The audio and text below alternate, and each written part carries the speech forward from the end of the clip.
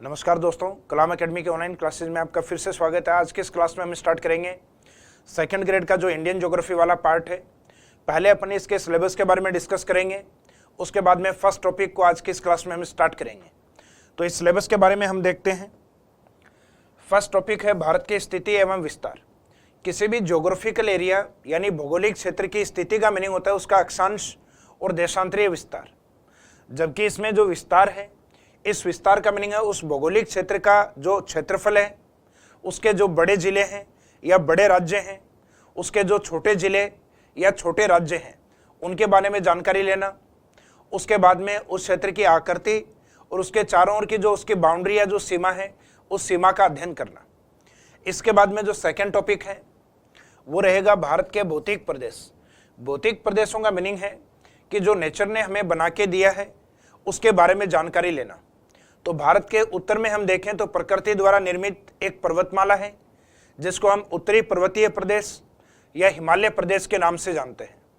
वहाँ से आने वाली जो नदियाँ हैं वो भारत के उत्तर विशाल मैदान का निर्माण करती हैं, यानी ऐसा मैदान जो भारत के उत्तर में फैला हुआ है और काफ़ी बड़ा होने के कारण उसको हम उत्तर विशाल मैदान के रूप में परिभाषित करते हैं।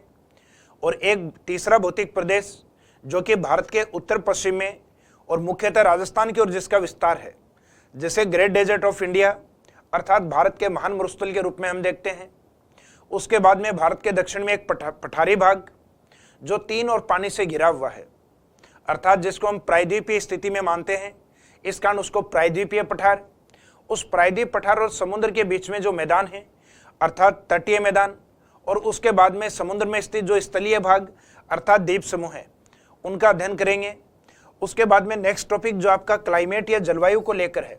जलवायु के अंदर सेकंड ग्रेड में मुख्यतः जो मानसून यानी मॉनसून जो सिस्टम है उसके बारे में अपने को जानना है। मानसून संबंधी जो थ्योरी है, भारत में मानसून किस तरीके से एक्टिवेट होता है, कि कौन से रीजन में इसका इफेक्ट अधिक है, कौन से रीजन में इसका इफेक्ट कम है, मानसून ऋतु में हमें कितनी वर्षा प्राप्त होती है और उन वर्षाओं के अलग अलग क्षेत्रों में विशेष नाम क्या है। इसके बाद में नेक्स्ट टॉपिक अपवाह तंत्र की विशेषताएं, यानी मानसून के बाद में भारत का एक ड्रेनेज सिस्टम है जो एक्टिवेट होता है, यानी भारत का अपवाह तंत्र है जो एक्टिवेट होता है। लेकिन भारत में एक हिमालय अपवाह तंत्र है जो सामान्यतः 12 मासी होता है, क्योंकि मुख्यतः वो हिमालय के ऊपर डिपेंड होता है। तो भारत का जो अपवाह तंत्र है उसको मुख्यतः दो आधार पे अपन देखेंगे। एक तो हिमालय अपवाह तंत्र यानी हिमालय नदी तंत्र को, और एक भारत के प्रायद्वीप पठार नदी तंत्र को, जो कि मुख्यतः मानसून या मौसम के ऊपर डिपेंड होता है। यानी जैसे ही मानसून आता है तो प्रायद्वीप पठार की नदियां एक्टिवेट होती हैं, जबकि हिमालय नदियां ग्लेशियर पर डिपेंड होने के कारण ये सामान्यतः 12 मासी होती हैं।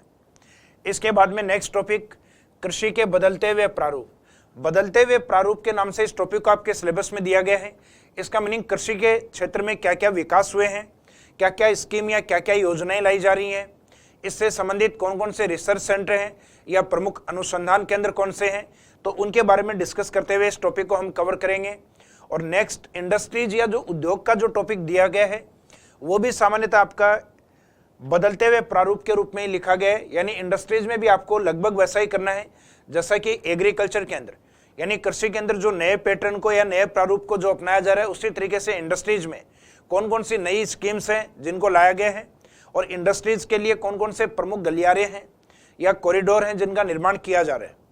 तो ये जो 6 टॉपिक हैं ये आपके सेकंड ग्रेड में इंडियन ज्योग्राफी के सिलेबस में जो आपका जीके वाला पार्ट है, उस जीके वाले पार्ट में दिए गए हैं। हालांकि एसएसटी वाले स्टूडेंट्स के ये सब्जेक्ट के पार्ट्स भी हैं।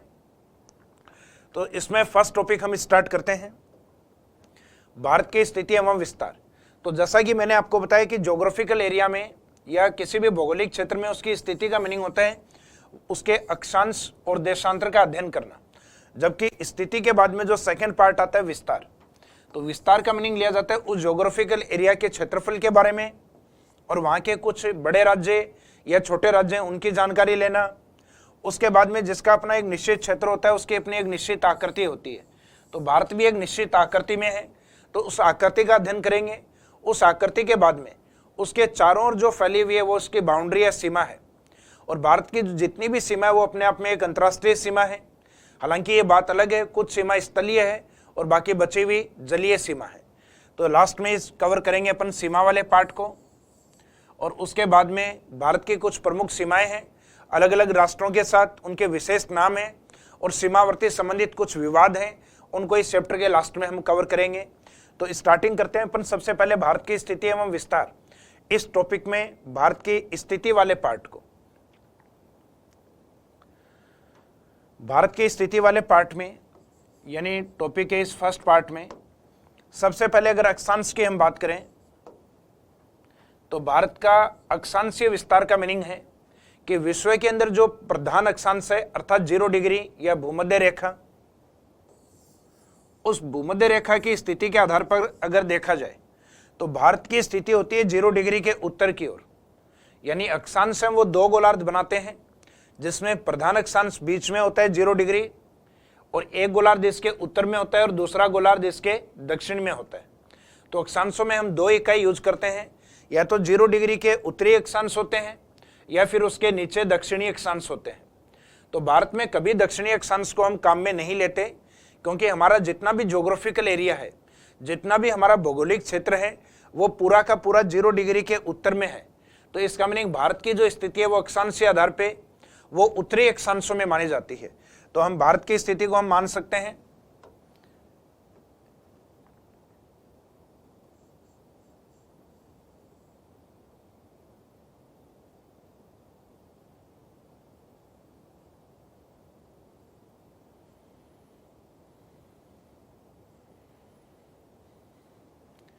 कि भारत अक्षांशीय आधार पे उत्तरी गोलार्ध में है,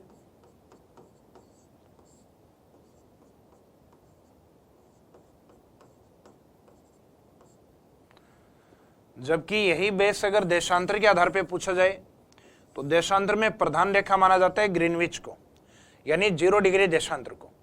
और उसके अकॉर्डिंग पृथ्वी के 2 गोलार्ध होते हैं, एक तो 0 डिग्री के ईस्ट में यानी पूर्वी गोलार्ध और एक इसके वेस्ट में यानी पश्चिमी गोलार्ध। अर्थात देशांतरों में हम 2 इकाई यूज कर सकते हैं, पूर्व और पश्चिम। अब भारत की स्थिति कहां पर है, तो भारत की स्थिति आती है 0 डिग्री के पूर्व की ओर। यानी देशांतरों में भारत में हम केवल पूर्वी देशांतर काम में लेते हैं, जैसे कि अक्षांशों में 0 डिग्री के ऊपर वाले अक्षांश, क्योंकि भारत की जितनी भी स्थिति है ये 0 डिग्री के उत्तर में है। तो देशांतर के आधार पर भारत की स्थिति को हम मानते हैं 0 डिग्री के पूर्व की ओर।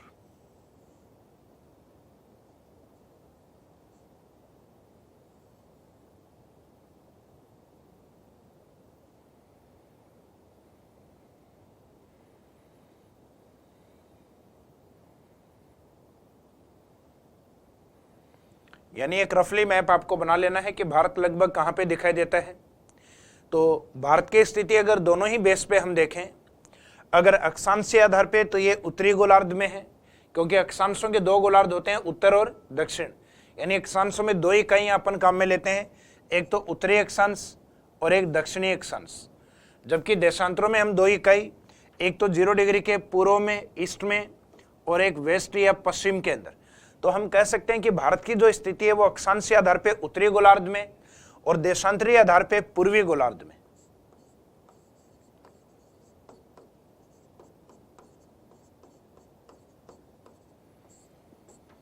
तो इसी को अपने को एक पॉइंट के रूप में लिखना है कि भारत की स्थिति अक्षांश एवं देशांतर के आधार पे उत्तर एवं पूर्व में स्थित है। उत्तर अक्षांशों के आधार पे और पूर्व देशांतर के आधार पर।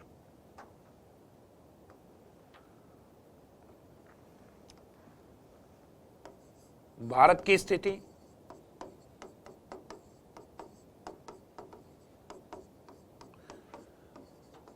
अक्षांश एवं देशांतर के आधार पर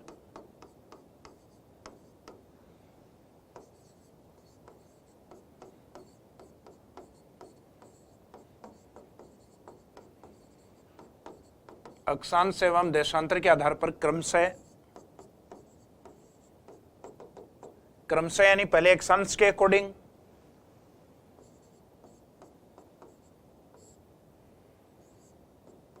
और उसके बाद में देशांतर के अकॉर्डिंग उत्तरी पूर्वी है।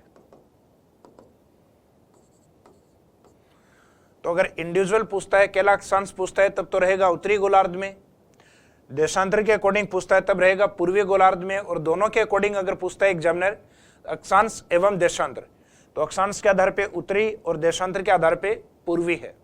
जबकि यही स्थिति अगर एशिया के अकॉर्डिंग अगर पूछी जाए तो एशिया के अकॉर्डिंग अगर हम देखें तो ये अपना अफ्रीका कॉन्टिनेंट,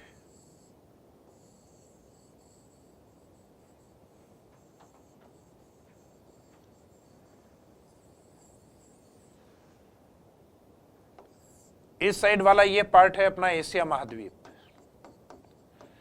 एशिया महाद्वीप को अगर आप डायरेक्शन वाइज डिवाइड करें कि ये इसका उत्तरी भाग है, ये इसका दक्षिणी भाग है, ये इसका पूर्वी भाग है और ये इसका पश्चिमी भाग है, तो भारत की जो स्थिति आती है वो आती है मुख्यतः दक्षिणी एशिया की ओर। दक्षिणी एशिया का सबसे बड़ा राष्ट्र माना जाता है भारत, जबकि एशिया में बड़े राष्ट्रों के रूप में ये तीसरा बड़ा राष्ट्र है, क्योंकि एशिया में सबसे बड़ा राष्ट्र है रूस। रूस के बाद में दूसरा बड़ा राष्ट्र है चीन और चीन के बाद तीसरा बड़ा राष्ट्र है भारत।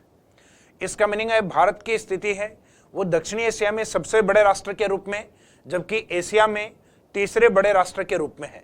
तो हम स्थिति के आधार पर कह सकते हैं कि ये एशिया महाद्वीप के दक्षिण में स्थित है। तो लोकेशन अक्षांश और देशांतर के आधार पर अपन ने लिख लिया। इसके जस्ट बाद में अपन इंडिकेट करेंगे भारत की स्थिति एशिया के अनुसार।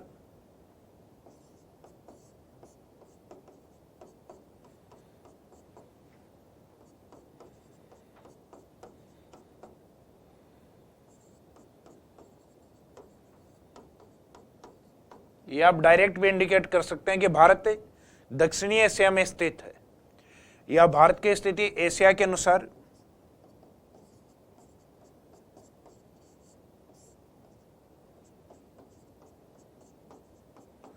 दक्षिणी एशिया में है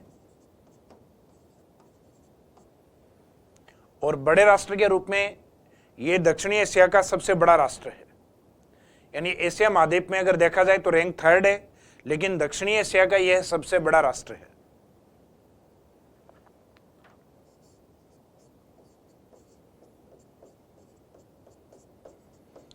दक्षिणी एशिया में भारत सबसे बड़ा राष्ट्र है।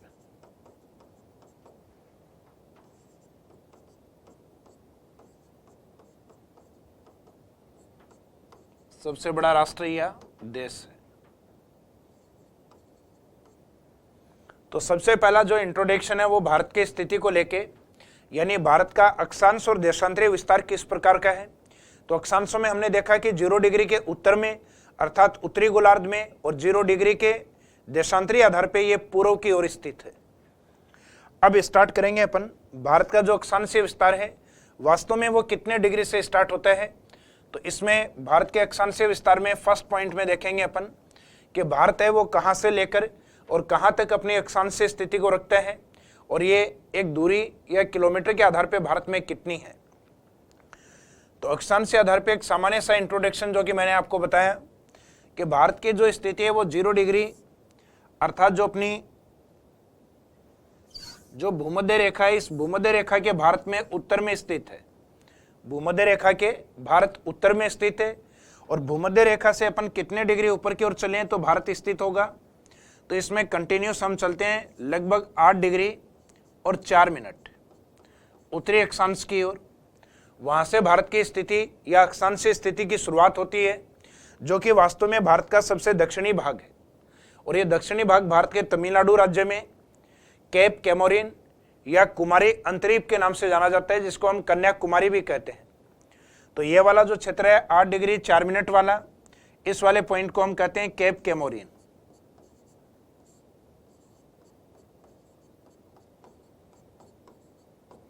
केप कैमोरिन, कुमारी अंतरीप या कन्याकुमारी, ये भारत के जिस स्टेट में है वो स्टेट है तमिलनाडु। अर्थात भारत का सबसे दक्षिणी बिंदु मुख्य भूमि की अगर हम बात करें तो 8 डिग्री 4 मिनट उत्तरी अक्षांश केप कैमोरिन तमिलनाडु में स्थित है। जबकि आगे उत्तर की ओर हम कंटिन्यू चलते हैं तो भारत के उत्तर में स्थित एक पॉइंट आता है जिसका नाम दिया जाता है इंद्राकोल।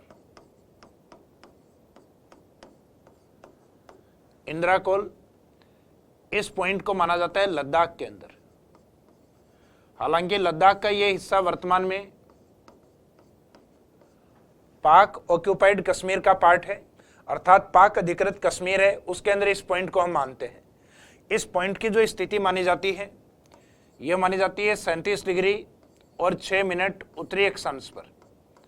हालांकि भारत के लिए जितने भी अक्षांश काम में लिए जाएंगे वो सारे 0 डिग्री के उत्तर में है। इस कारण सभी अक्षांशों को हम उत्तरी अक्षांश, वो चाहे भारत के दक्षिण का कोई अक्षांश हो, चाहे भारत के उत्तरतम पॉइंट इंदिरा कोल का कोई अक्षांश हो, उन सब के आगे इकाई एक ही लगेगी, उत्तरी अक्षांश, क्योंकि वो सभी 0 डिग्री के उत्तर में है। अर्थात भूमध्य रेखा के उत्तर में होते हैं तो उत्तरी अक्षांश, और दक्षिण में होते तो फिर हम दक्षिणी अक्षांश काम में लेते। लेकिन भारत का कोई भी हिस्सा 0 डिग्री के दक्षिण में स्थित नहीं है, तो अक्षांश सभी हमारे उत्तरी अक्षांश होंगे। अब भारत की जो अक्षांशीय स्थिति है, उस अक्षांशीय स्थिति में एक तो अपने को अक्षांशों को बताना है।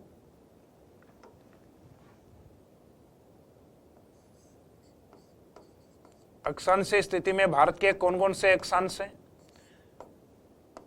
उन अक्षांशों की स्थिति किस स्थान पर है, वो स्थान भारत के किस राज्य में है,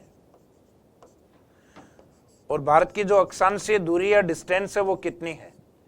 अक्षांशीय दूरी का हमेशा मीनिंग लिया जाता है उत्तर से दक्षिण की दूरी, यानी अक्षांशीय दूरी में हमेशा 2 दिशाएं होती हैं, उत्तर दक्षिण, और देशांतरीय स्थिति में या देशांतरीय दूरी में दिशाएं होती हैं पूर्व और पश्चिम, यानी उनके बीच की जो दूरी होती है वो देशांतरीय दूरी।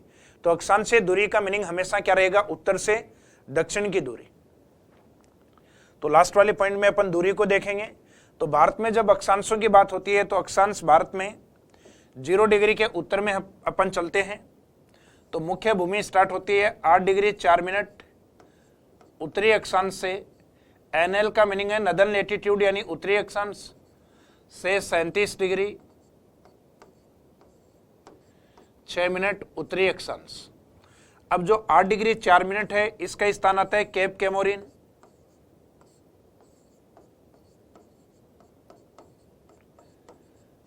केप कैमोरिन, यह इसको नाम दिया जाता है कुमारी अंतरीप।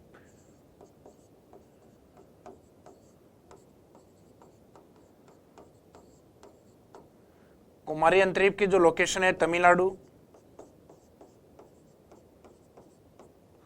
और तमिलनाडु भारत के जिस भाग में है वो भारत के मुख्य भूमि का दक्षिणतम भाग या दक्षिणी भाग है। यहां से लेकर 37 डिग्री 6 मिनट, यानी जिस पॉइंट को हम कहते हैं इंदिरा कोल। इंदिरा कोल की स्थिति वैसे वर्तमान पीओके में स्थित है, लेकिन अगर पीओके एग्जाम में नहीं हो तो इसका फिर करेक्ट या परफेक्ट आंसर रहेगा लद्दाख। पहले लद्दाख के स्थान पे हम मानते थे जम्मू कश्मीर, लेकिन वर्तमान में जम्मू कश्मीर को डिवाइड करके 2 केंद्र शासित प्रदेश बना दिए गए, एक लद्दाख और दूसरा जम्मू एंड कश्मीर। फिर पीओके वाला जो पार्ट है ये भारत के किस भाग में स्थित है, भारत के उत्तर में। तो भारत के उत्तर और दक्षिण के बीच की जो दूरी है ये है भारत की अक्षांशीय दूरी, जो कि 3214 किलोमीटर। तो ये आपको ध्यान रखना है कि भारत का जो अक्षांशीय विस्तार है 8 डिग्री 4 मिनट केप कैमोरिन या कुमारी अंतरीप, या जिसको हम कन्याकुमारी के नाम से भी जानते हैं। तो कन्याकुमारी तमिलनाडु दक्षिण से लेकर 37 डिग्री 6 मिनट उत्तरी अक्षांश इंदिरा कोल, पाक अधिकृत कश्मीर या लद्दाख तक, यानी भारत का अभिन्न हिस्सा है, ये लद्दाख का पार्ट है, लद्दाख तक और भारत के उत्तर तक विस्तार है। और ये डिस्टेंस, ये जो दक्षिणी पॉइंट है और ये सबसे उत्तरी पॉइंट है, उनके बीच की दूरी कितनी है, 3214 किलोमीटर। तो ये जो डिस्टेंस रहेगी भारत के उत्तर से दक्षिण की ओर,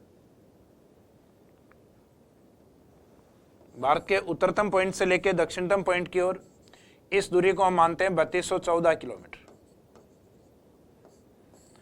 अब इसके बाद में कुछ विशेष पॉइंट है भारत के कुछ प्रमुख अक्षांशों को लेकर। तो एक पॉइंट तो आता है भारत कुल कितने अक्षांशों में है, यानी जो दक्षिणतम पॉइंट है भारत की मुख्य भूमि का 8 डिग्री 4 मिनट और उत्तरतम पॉइंट 37 डिग्री 6 मिनट, इसके बीच में भारत में कितने अक्षांश हैं। और एक भारत का मुख्य भूमि के अलावा दक्षिणतम जो पॉइंट माना जाता है, यानी अगर आपको ओपन स्टेटमेंट खुला वाक्य अगर दिया जाए कि भारत की दक्षिणतम बिंदु या दक्षिणतम पॉइंट कौन सा है, तो इसका मीनिंग है मुख्य भूमि से अलग हटकर समुद्री भाग में अंडमान निकोबार की ओर भारत का एक दक्षिणतम बिंदु आता है जिसको हम नाम देते हैं इंदिरा पॉइंट के नाम से। तो इसका मीनिंग भारत का सबसे उत्तरी और सबसे दक्षिणी बिंदु है, उन दोनों का नाम एक जैसा है। जैसे उत्तरतम बिंदु है उसमें भी अपन इसी शब्द को काम में लिया इंदिरा, और दक्षिणतम जो बिंदु है उसका नाम भी इंदिरा रहेगा। लेकिन ये उत्तरतम बिंदु जो है ये कोल के नाम से है। कोल का मीनिंग ज्योग्राफी में होता है दरे यानी नाल या गैप। तो ये हिमालय के अंदर स्थित जो गैप या नाल है उसके अंदर है, यानी दरों के बीच का पॉइंट है, इस कारण इसको इंदिरा कोल। जबकि जो भारत का दक्षिणतम बिंदु है अर्थात मुख्य भूमि से अलग हटकर समुद्र की ओर, जो वास्तव में भारत के सबसे दक्षिण में स्थित है, अभी जिसकी चर्चा हमने की है केप कोमोरिन, यह भारत की मुख्य भूमि है। तो अक्षांशीय विस्तार में सामान्यतः जब हम अक्षांशीय विस्तार बोलते हैं तो उसमें मुख्य भूमि को ही लिया जाता है। लेकिन एक सामान्य स्टेटमेंट अगर दिया जाए कि भारत का दक्षिणतम बिंदु, तो भारत का दक्षिणतम बिंदु जब तक मुख्य भूमि नहीं बोला गया है तब तक अपने को आंसर केप कोमोरिन या कुमारी आंतरिक या कन्याकुमारी को नहीं करना है। भारत के दक्षिणतम बिंदु के रूप में अपने को इंदिरा पॉइंट को लेना है, जिसको हम आगे लेंगे, आगे कवर करेंगे। तो सबसे पहले हम देखते हैं भारत टोटल कितने अक्षांशों में है। तो भारत की मुख्य भूमि पर कितने अक्षांश काम में आ रहे हैं, उतने अक्षांशों में भारत को माना जाता है। तो ये रहेगा अपने विशेष पॉइंट्स में। विशेष पॉइंट का मीनिंग है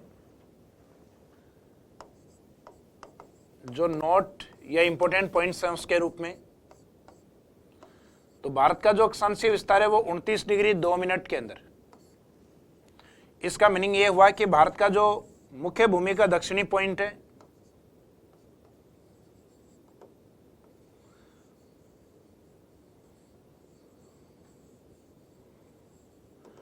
और भारत के उत्तरतम जो 37 डिग्री और 6 मिनट अर्थात 8 डिग्री 4 मिनट और 37 डिग्री और 6 मिनट के बीच में कितने अक्षांश है।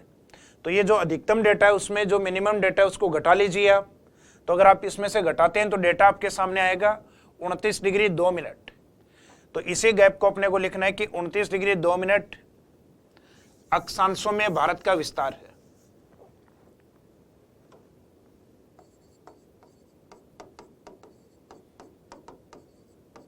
अक्षांशों में भारत का विस्तार है।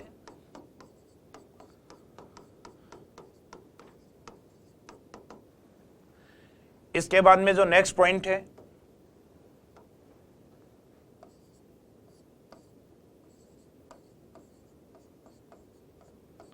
जिसको हम नाम देते हैं इंदिरा पॉइंट।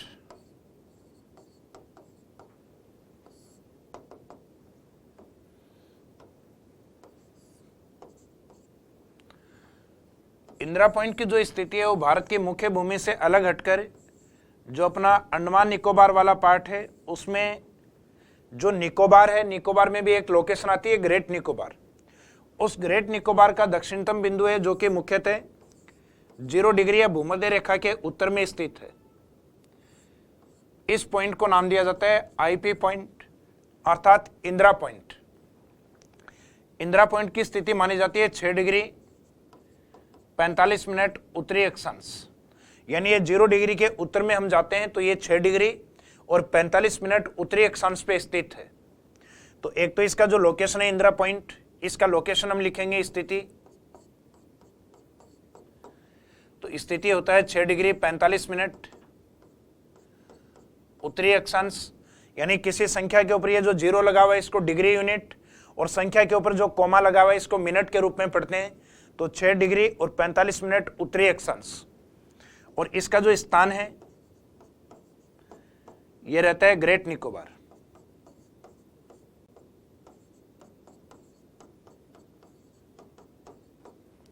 और इस पॉइंट का इंपॉर्टेंस या महत्व क्या है, तो ये भारत का दक्षिणतम बिंदु है। यह है भारत का दक्षिणतम बिंदु है।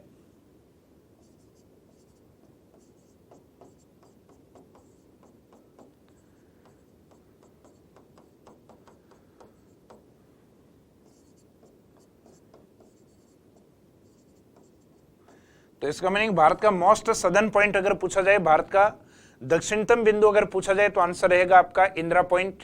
और मुख्य भूमि जैसा अगर कोई शब्द क्वेश्चन में दिया गया कि मुख्य भूमि का दक्षिणी बिंदु बताइए, तो अपने को मुख्य भूमि पे रहते हुए यानी द्वीप समूह की ओर नहीं आकर आंसर आपको बताना है 8 डिग्री 4 मिनट अर्थात केप कैमोरिन तमिलनाडु वाले पॉइंट को। अब इसके इंदिरा पॉइंट के कुछ प्राचीन नाम भी हैं यानी अन्य नाम भी रहे हैं। इसको अपन पिग्मेलियन पॉइंट और पार्सन पॉइंट के नाम से भी जानते थे। तो उन पॉइंट्स को भी आप लास्ट में इंडिकेट कर सकते हैं कि इसके अन्य नाम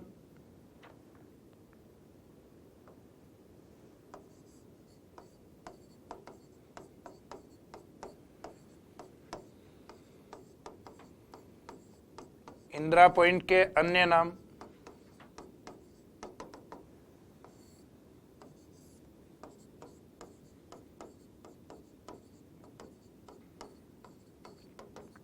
पार्सन पॉइंट,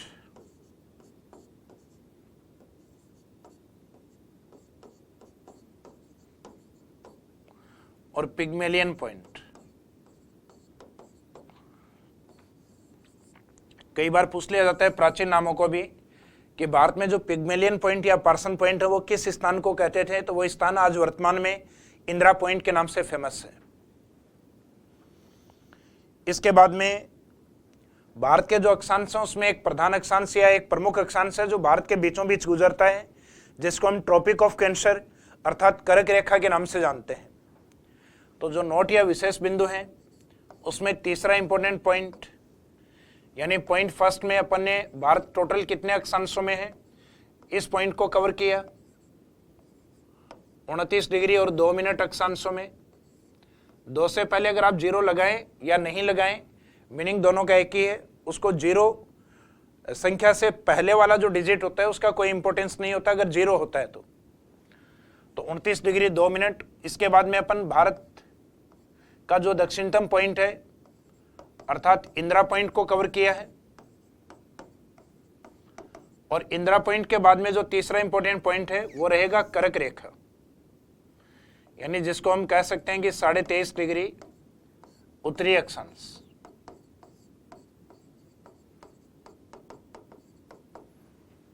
साढ़े 23 डिग्री उत्तरी अक्षांश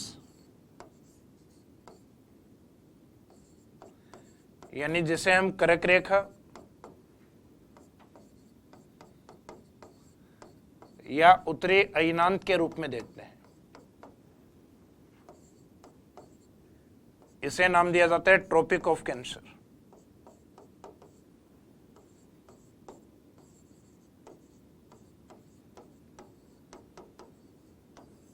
ट्रॉपिक ऑफ कैंसर लाइन के रूप में। ट्रॉपिक ऑफ कैंसर लाइन है भारत के मुख्यतः 8 राज्यों से गुजरती है। अब इन 8 राज्यों में प्रमुख राज्य कौन कौन से हैं, तो कर्क रेखा की स्थिति अगर भारत में हम देखें तो इनके 8 राज्यों में सबसे पश्चिम की ओर स्थित है गुजरात। गुजरात के जस्ट बाद में जिस राज्य से गुजरती है वो है राजस्थान स्टेट। राजस्थान का ये दक्षिणी भाग कवर करती है, और जिन 8 राज्यों से गुजरती है उसमें सबसे कम विस्तार राजस्थान में है, जबकि सबसे अधिक विस्तार है मध्य प्रदेश के अंदर। मध्य प्रदेश राजस्थान के बाद में पूर्व की ओर चलते हुए तीसरा स्टेट होता है। फिर मध्य प्रदेश से अलग हुआ राज्य छत्तीसगढ़, यानी स्टार्टिंग में आपको गुजरात राजस्थान, उसके बाद में एमपी, और एमपी से अलग हुआ छत्तीसगढ़, उसके बाद में बिहार से अलग हुआ पार्ट झारखंड, और उसके बाद में रहेगा वेस्ट बंगाल, पश्चिमी बंगाल, और भारत के 7 सिस्टर यानी जो अपन कहते हैं कि भारत के जो पूर्वोत्तर राज्य हैं उन 7 सिस्टर में ये 2 राज्यों से गुजरती है। एक तो रहता है आपका त्रिपुरा स्टेट, और त्रिपुरा के बाद में सबसे पूर्वी राज्य कर्क रेखा के ऊपर मिजोरम को माना जाता है। भारत का सबसे पूर्वी राज्य अरुणाचल प्रदेश है, जबकि कर्क रेखा पे सबसे पूर्वी राज्य माना जाता है मिजोरम को। तो इस तरीके से आपके जो 8 स्टेट हैं, इन 8 स्टेट से कर्क रेखा गुजरती है। तो कर्क रेखा का संबंध भारत के कितने राज्यों से है, तो सबसे पहले आपको यह इंडिकेट करना है कर्क रेखा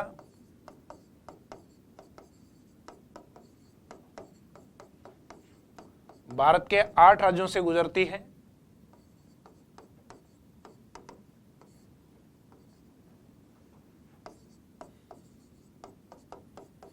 8 राज्यों से गुजरती है।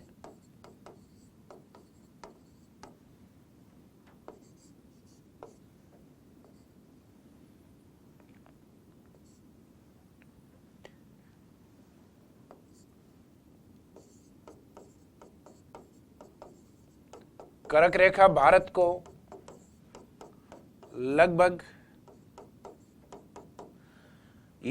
लगभग दो बराबर भागों में बांटती है।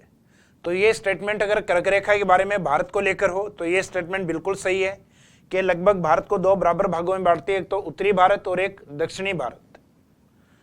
तो कर्क रेखा भारत को लगभग दो बराबर भागों में बांटती है।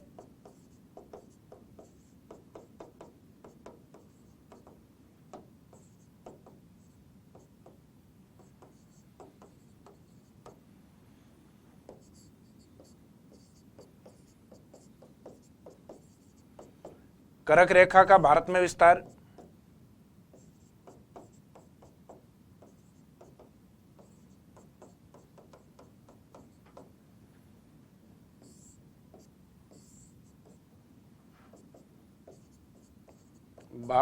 अगर सर्वाधिक देखा जाए तो सर्वाधिक है एमपी में,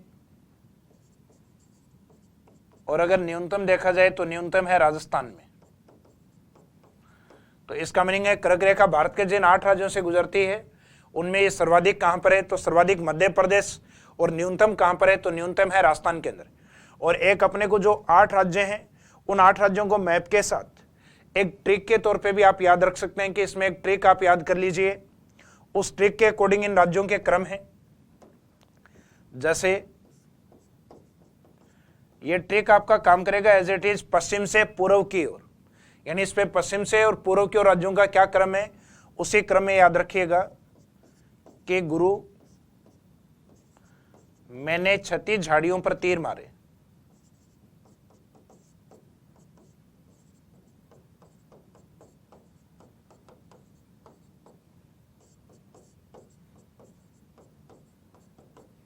गुरु मैंने 36 झाड़ियों पर तीर मारे, इसमें स्टार्टिंग जो शब्द है आपका गुरु में गुजरात, और आगे रू का रे से लेंगे अपन मीनिंग राजस्थान, मैंने में मैं से आपका मध्य प्रदेश।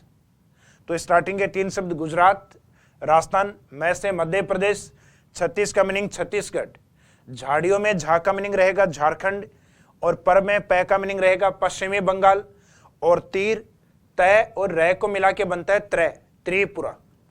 तो ये रहेगा तीर का मीनिंग त्रिपुरा, और मैं से रहेगा आपका मिजोरम।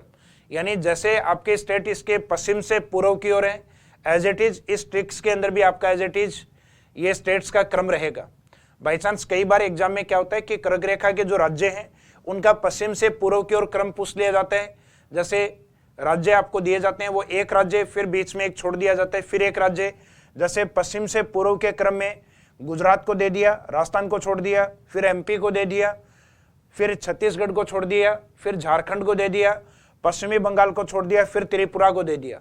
यानी पश्चिम से पूर्व की ओर राज्यों का एक सही क्रम आपको याद हो।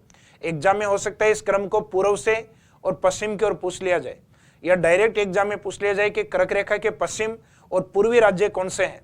तो कर्क रेखा के पश्चिम और पूर्वी राज्य, पश्चिम के रूप में तो गुजरात और पूर्वी राज्य के रूप में लिया जाता है मिजोरम स्टेट को।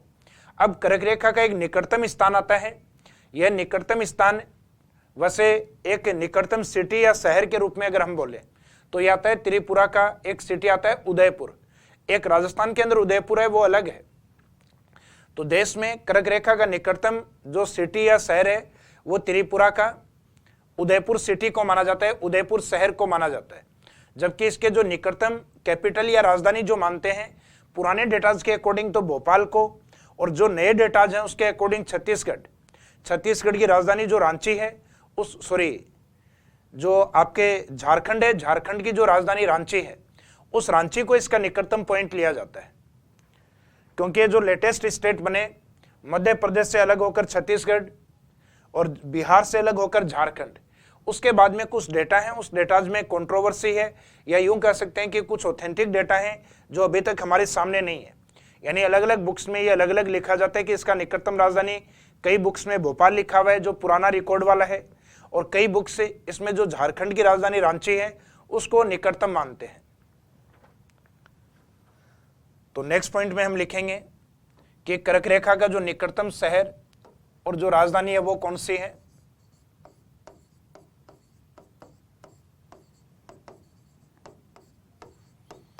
कर्क रेखा के निकटतम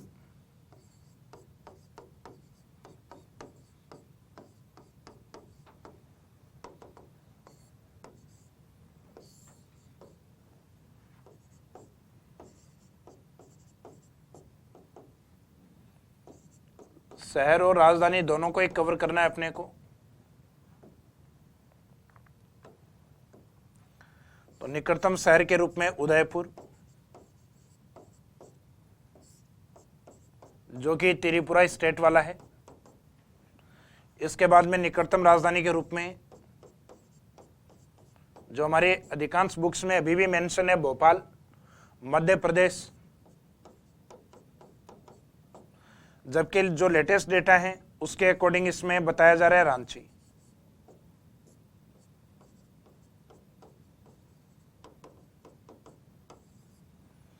तो ये थोड़ा सा कंट्रोवर्सी वाला पॉइंट रहेगा, कैपिटल या राजधानी वाला। एग्जाम में भोपाल वाले ऑथेंटिक सोर्स अपने को मिल जाएंगे, लेकिन रांची है, इसके बहुत ज़्यादा ऑथेंटिक सोर्स अपने को नहीं मिल पाएंगे। तो भोपाल है तो भोपाल को कीजिएगा। अगर भोपाल एग्जाम में नहीं दिया जाता, यानी पुराना रिकॉर्ड वाला है, तो हो सकता है एग्जाम में नहीं दे, तो फिर आपको आंसर करना है आपको रांची वाला। तो कर्क रेखा के बारे में जो इंपॉर्टेंट पॉइंट्स थे अपने वो सभी कवर हो चुके हैं कि कर्क रेखा का संबंध भारत के 8 राज्यों से है और उन 8 राज्यों का पश्चिम से पूर्व की ओर एक क्रम हमने देखा और उन 8 राज्यों में मध्य प्रदेश से सर्वाधिक और राजस्थान में इसका विस्तार न्यूनतम माना जाता है। और इसके निकटतम शहर के रूप में त्रिपुरा का उदयपुर सिटी और कैपिटल या राजधानी के रूप में मध्य प्रदेश का भोपाल और एक झारखंड के रांची को माना जाता है। इसके बाद में हम देखते हैं कि भारत का जो देशांतरीय विस्तार है वो देशांतरीय विस्तार कहाँ से कहाँ तक है और देशांतरीय विस्तार के अकॉर्डिंग भारत की एक जो दूरी है अर्थात जो पश्चिम से पूर्व की दूरी है वो कितनी है।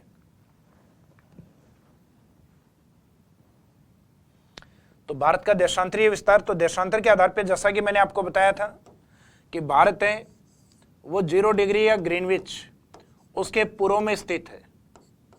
तो इसके पूर्व की ओर हम जाते हैं तो पूर्व में कितना चलना पड़ेगा तब भारत स्टार्ट होगा। तो भारत की ओर चलते चलते अपने को लगभग जो देशांतर भारत के पश्चिम में अर्थात गुजरात में आ जाते हैं। तो 0 डिग्री के पूर्व में हम चलते हैं लगभग 6, आगे 7 और बीच में 8, 68 डिग्री और 7 मिनट पूर्वी देशांतर, तब जाके भारत स्टार्ट होता है।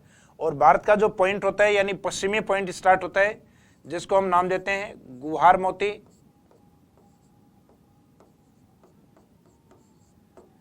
जिसको जनरली गोरमोता भी लिखा जाता है। तो ये गोरमोता या गुहार मोती भारत का सबसे पश्चिमी बिंदु है जो कि कच्छ में स्थित है, कच्छ यानी गुजरात वाले पार्ट में। जबकि इसके ईस्ट में अपन कंटिन्यूस चलेंगे 97 डिग्री 25 मिनट यानी 97 डिग्री 25 मिनट पूर्वी देशांतर, क्योंकि 0 डिग्री के पूर्व में है सभी देशांतर भारत वाले। इस कारण यहाँ देशांतरों में केवल पूर्व यूज किया जाता है।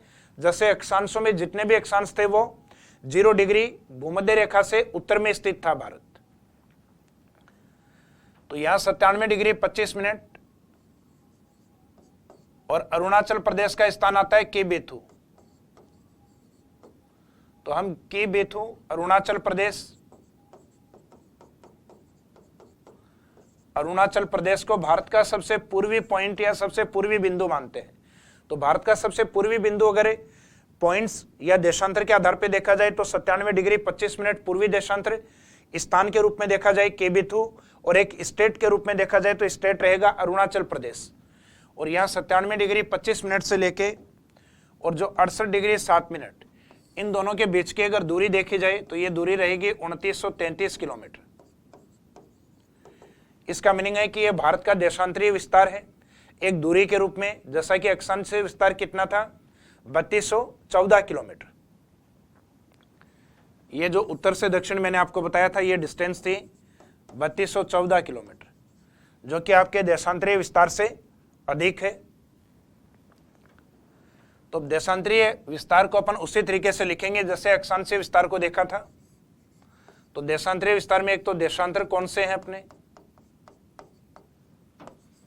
उन देशांतरों का स्थान कौन कौन सा है, वो स्थान भारत के कौन से राज्य से संबंधित है, और भारत में जो देशांतरीय दूरी है वो दूरी कितनी है। तो देशांतर 0 डिग्री के पूर्व में 6, 7 और बीच में 8, 68 डिग्री 7 मिनट। पूर्वी देशांतर से 97 डिग्री 25 मिनट। पूर्वी देशांतर तक भारत का विस्तार है। 68 डिग्री 7 मिनट यह रहता है आपका गुहार मोती,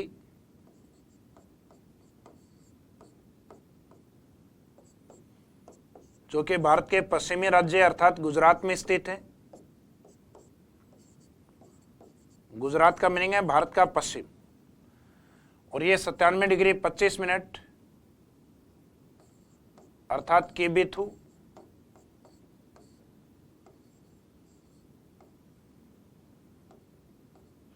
केबिथु, केबिथु कहाँ है? केबिथु आता है आपके अरुणाचल प्रदेश में।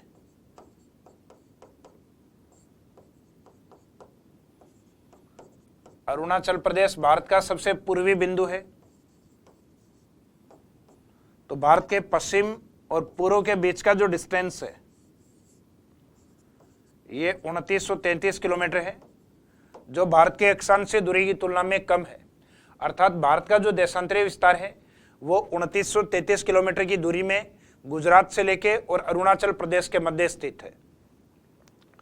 तो एक तो अपने को इस देशांतरीय विस्तार को लिखना है देशांतर के आधार पे, स्थान के आधार पे, राज्य के आधार पे और डिस्टेंस के आधार पे। तो ये 68 डिग्री 7 मिनट पूर्व गुहार मोती गुजरात पश्चिम से लेकर और 97 डिग्री 25 मिनट और केबिथु अरुणाचल प्रदेश पूर्व तक विस्तृत है। और इस पूर्व और पश्चिम के बीच का जो डिस्टेंस है वो है 2933 किलोमीटर, जो कि अभी मैंने आपको डायग्राम में करवाया था। तो एक तो अपने को नोट या विशेष पॉइंट के अंदर सबसे पहले लिखना है कि भारत कुल कितने देशांतरों में है। तो भारत का जो सबसे पूर्वी देशांतर था 97 डिग्री 25 मिनट, और ये पश्चिम वाला जो गुजरात वाला पॉइंट था ये था आपका 68 डिग्री और 7 मिनट। तो 25 में से 7 अगर आप घटाते हैं तो 18 मिनट, और 97 में से 68 घटाते हैं तो रहेगा 29 डिग्री। इसका मीनिंग भारत टोटल कितने देशांतरों में है? 29 डिग्री 18 मिनट। यहाँ देशांतर आपको देखने में यूं लग रहा है कि ये अक्षांशीय यानी 29 डिग्री और 2 मिनट अक्षांशों से अधिक है। तो देखने में तो ये डेटा या संख्या आपको बड़ा लग रहा है, लेकिन इसकी वैल्यू कम है। इसकी वैल्यू कम है क्योंकि देशांतरों के बीच की जो दूरी होती है वो भूमध्य रेखा पर तो अधिकतम होती है। देशांतर है उनके बीच की दूरी भूमध्य रेखा पर अधिकतम होती है, लेकिन ध्रुवों की ओर जाते हैं तो देशांतरों के बीच की दूरी कंटिन्यूस कम होती जाती है और ध्रुवों पर इनकी दूरी रह जाती है 0 किलोमीटर, यानी ध्रुवों पर ये एक दूसरे से मिल जाते हैं। तो भारत भूमध्य रेखा पर अगर स्थित होता तो भारत का जो देशांतरीय विस्तार है 29 डिग्री 18 मिनट, इसकी वैल्यू भी बड़ी होती, यानी ये 2933 किलोमीटर से फिर बड़ा होता। लेकिन भारत की स्थिति होती है 0 डिग्री के उत्तर की ओर। तो 0 डिग्री के उत्तर की ओर जाएंगे ध्रुवों की ओर, वैसे वैसे देशांतरों के बीच का गैप क्या होता जाएगा? कम होता जाएगा। तो 29 डिग्री और 18 मिनट यानी जो अक्षांशों से ज्यादा दिखाई दे रहे हैं देशांतर, इनकी वैल्यू धीरे धीरे 0 डिग्री से ऊपर की ओर जाने पर इनके बीच का गैप धीरे धीरे क्या होगा? कम होगा। तो 29 डिग्री 18 मिनट डेटा बड़ा दिखते हुए भी इसकी वैल्यू क्या है? इसकी वैल्यू छोटी है। अर्थात ये जो देशांतरीय विस्तार है इसका डिस्टेंस आता है 2933 किलोमीटर, जबकि भारत का जो अक्षांशीय विस्तार जो डेटा आपको छोटा दिख रहा है इसकी जो दूरी आती है ये आती है 3214 किलोमीटर। तो आपको इन डेटाओं को देख के ये नहीं कह देना है कि देशांतर का विस्तार अधिक है। देशांतर का विस्तार का मीनिंग है 2933 किलोमीटर की जो दूरी है वो वास्तव में अक्षांशीय विस्तार यानी जो 29 डिग्री 2 मिनट है उसका विस्तार है 3214 किलोमीटर से कम है, यानी अक्षांशीय विस्तार से कम है कौन सा? देशांतरीय विस्तार। और ये कम क्यों है? क्योंकि भारत की स्थिति 0 डिग्री के उत्तर में है जहां देशांतरों के बीच का अंतराल या दूरी कम हो जाती है। तो ये इसका वास्तविक कारण है। तो इस चीज को भी आपको ध्यान रखना है कि कई बार एग्जाम में दे दिया जाता है कि भारत 29 डिग्री 18 मिनट देशांतरों में स्थित है। जो संख्या 29 डिग्री 2 मिनट अक्षांशों से बड़ी है, लेकिन उसके बाद भी भारत का देशांतरीय विस्तार कम क्यों है? तो कम इसलिए है क्योंकि भूमध्य रेखा पर देशांतरों का विस्तार अधिक होता है, जबकि ध्रुवों की ओर जाते हुए उनके बीच का विस्तार कम होता है। तो अपन 0 डिग्री से उत्तर की ओर जाते हैं तब भारत की स्थिति आती है, यानी 0 डिग्री पर नहीं आके 0 डिग्री के उत्तर में, जहां देशांतरों के बीच का गैप क्या होता है? सामान्यतः कम होता है।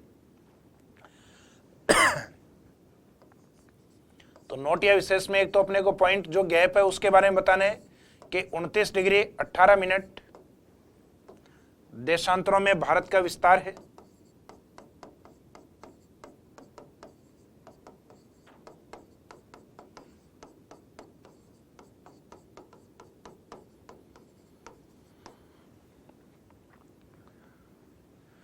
इसके बाद में एक इंपोर्टेंट देशांतर रेखा जो भारत के देशांतरीय विस्तार के लगभग मध्य से होकर गुजरती है, जिसको हम कहते हैं भारत की स्थानीय मानक समय रेखा। भारत की जो लोकल टाइमलाइन है उस लोकल टाइमलाइन के रूप में जाना जाता है 82.5 डिग्री पूर्वी देशांतर को, जो कि 0 डिग्री ग्रीनविच के पूर्व में स्थित है और लगभग 5.5 घंटे ग्रीनविच से पूर्व में है। तो भारत की स्थानीय मानक समय रेखा इसकी जो स्थिति है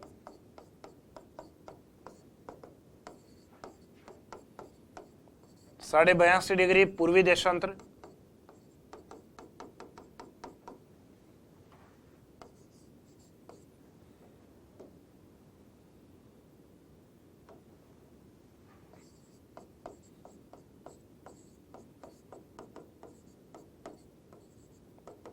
भारत के 5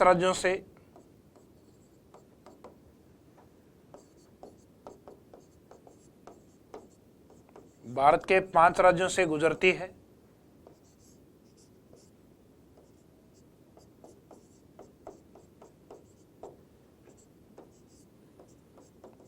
इसके जो निकटतम स्थान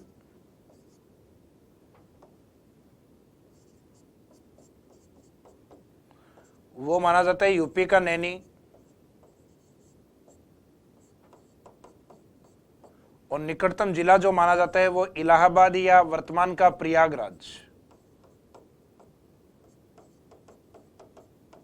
पहले का इलाहाबाद और आज का वर्तमान का प्रयागराज इसके निकटतम जिला माना जाता है, स्थान के रूप में लिया जाता है नैनी यूपी। तो भारत के अंदर जो 5 राज्यों से ये होकर गुजरती है, एक तो इन 5 राज्यों की स्थिति का आपको पता होना चाहिए कि जो 82.5 डिग्री है ये ग्रीनविच से पूर्व में है, इस कारण इसको 82.5 डिग्री पूर्वी देशांतर लिखा जाता है, क्योंकि 82.5 डिग्री ग्रीनविच के पश्चिम में भी है और पूर्व में भी है। तो भारत देशांतरों में कौन से गोलार्ध में? पूर्वी गोलार्ध में। तो हमारा जो लगभग भारत का सबसे पश्चिमी पॉइंट है 68 डिग्री और 7 मिनट पूर्वी देशांतर, और सबसे पूर्वी पॉइंट है 97 डिग्री और 25 मिनट पूर्वी देशांतर। ये लगभग इन दोनों के बीच में से गुजरती है, इन दोनों देशांतरीय स्थितियों के बीच में से गुजरती है। लेकिन भारत की स्थानीय मानक समय रेखा भारत को 2 बराबर भागों में नहीं बांटती, क्योंकि इसके पूर्व का भारत है वो कम है, जबकि इसके पश्चिम का भारत है उसका विस्तार अधिक है। जैसे कर्क रेखा भारत को लगभग 2 बराबर भागों में बांटती है, तो इसमें ऐसा नहीं होगा। तो इसके उत्तर में है उत्तर प्रदेश, फिर बीच में इस साइड में उत्तर प्रदेश के जस्ट नीचे मध्य प्रदेश। तो उत्तर में उत्तर प्रदेश, फिर मध्य प्रदेश, फिर मध्य प्रदेश से अलग हुआ स्टेट छत्तीसगढ़। फिर नीचे की ओर देखेंगे इस साइड में ओडिशा, और ओडिशा के बाद में आंध्र प्रदेश। तो भारत के मुख्यतः ये 5 राज्यों से गुजरती है, जिसके उत्तर में उत्तर प्रदेश है और दक्षिण में आंध्र प्रदेश है। तो दक्षिण में आपको तमिलनाडु नहीं करना है, इसके दक्षिण में रहेगा आंध्र प्रदेश। और भारत की यह मानक समय रेखा एक अन्य राष्ट्र की मानक समय रेखा भी है, और इस राष्ट्र का नाम है श्रीलंका। यानी भारत की मानक समय रेखा अन्य किस राष्ट्र की मानक समय रेखा? तो आपको ये देखना है कि श्रीलंका की मानक समय रेखा भी है। तो 82.5 डिग्री पूर्वी देशांतर जो कि हमने देखा भारत के 5 राज्यों से गुजरती है। तो इन 5 राज्यों का आपको पता होना चाहिए उत्तर से दक्षिण में क्रम। तो उत्तर में उत्तर प्रदेश, फिर मध्य प्रदेश से अलग हुआ, फिर छत्तीसगढ़, फिर ओडिशा और आंध्र प्रदेश लास्ट के अंदर। तो इसके बीच में जो स्टेट आता है छत्तीसगढ़, छत्तीसगढ़ में एक जगह आती है सरगुजा। सरगुजा वो स्थान है जहां भारत के स्थानीय मानक समय रेखा और कर्क रेखा एक दूसरे को काटती हैं। और ये जो 82.5 डिग्री पूर्वी देशांतर है, ये ग्रीनविच से 82.5 डिग्री पूर्व में है। और ये आपको ध्यान है कि हर एक डिग्री पर कितने मिनट का फर्क होता है देशांतर में, तो समय के 4 मिनट का फर्क होता है। तो 0 डिग्री देशांतर से या ग्रीनविच रेखा से अगर हम 82.5 डिग्री पूर्व में आते हैं तो फर्क हर एक डिग्री के अकॉर्डिंग अगर 4 मिनट माने तो 82.5 डिग्री तक फर्क होगा 330 मिनट का, अर्थात 5 घंटे और 30 मिनट। और पूर्व में सूर्योदय पहले होता है, तो भारत का जो समय है वो ग्रीनविच की तुलना में 5.5 घंटे हम आगे मानते हैं, या हमारे से ग्रीनविच का समय जो है वो हम 5.5 घंटे पीछे मानते हैं। तो ग्रीनविच से हमारा समय कितना है, तो ग्रीनविच को हम लिखते हैं शॉर्ट में GMT, Greenwich mean time, Greenwich मध्याह्न रेखा। और भारत के समय को लिखा जाता है GMT प्लस 5.5 घंटे। तो इसका मीनिंग है GMT का जो टाइम होता है उसमें भारत का समय 5.5 घंटे आगे होता है, प्लस होता है। या हमारी तुलना में GMT का समय क्या होता है, GMT का समय 5.5 घंटे पीछे होता है। तो ये पॉइंट आपको पता होने चाहिए।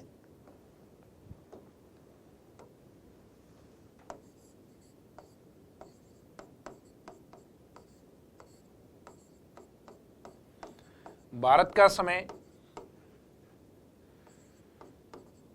GMT, जिसको अपन ISTL अर्थात इंटरनेशनल स्टैंडर्ड टाइमलाइन, विश्व की मानक समय रेखा भी मानते हैं।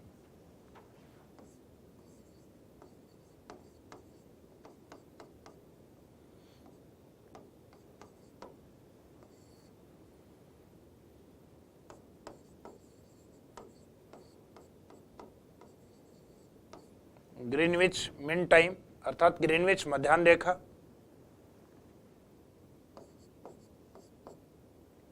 से 5 घंटे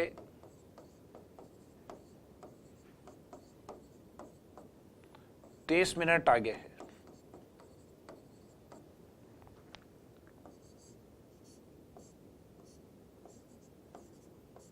यह है यानी 82.5 डिग्री पूर्वी देशांतर भारत के अलावा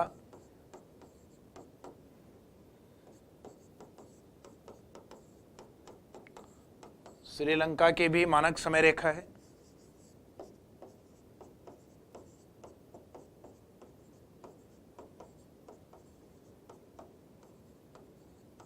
श्रीलंका की भी मानक समय रेखा है। इसके अलावा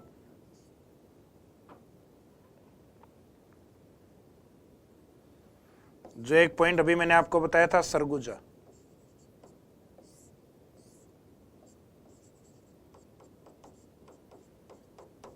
ये छत्तीसगढ़ में है।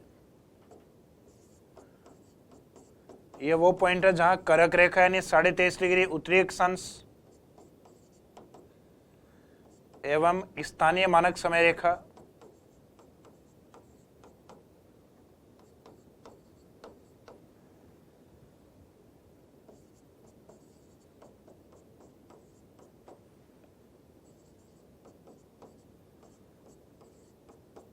एक दूसरे को काटती हैं,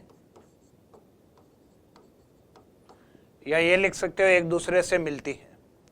तो कर्क रेखा यानी 23.5 डिग्री उत्तरी अक्षांश एवं स्थानीय मानक समय रेखा अर्थात 82.5 डिग्री पूर्वी देशांतर एक दूसरे से किस राज्य में मिलती हैं या एक दूसरे को किस स्टेट में क्रॉस करती हैं, तो स्टेट होगा छत्तीसगढ़। किस स्थान पे, तो वो स्थान होगा सरगुजा। तो इसमें जो 3-4 इंपॉर्टेंट पॉइंट्स हैं, एक तो ग्रीनविच वाला ये एग्जाम में अधिक दिया जाता है, और एक 82.5 डिग्री भारत के अलावा श्रीलंका की भी मानक समय रेखा है, यह भी एक विशेष पॉइंट है, और एक सरगुजा छत्तीसगढ़ जहां कर्क रेखा और ये एक दूसरे को क्रॉस करती हैं।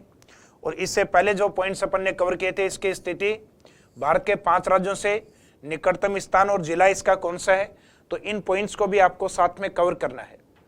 तो इसके साथ भारत का जो देशांतरीय विस्तार है, अर्थात भारत का अक्षांशीय और देशांतरीय विस्तार, यानी कह सकते हैं कि भारत की स्थिति वाला पार्ट आपका कंप्लीट हुआ, जबकि इस चैप्टर का एक सेकेंड पार्ट जो कि भारत के विस्तार को लेकर है।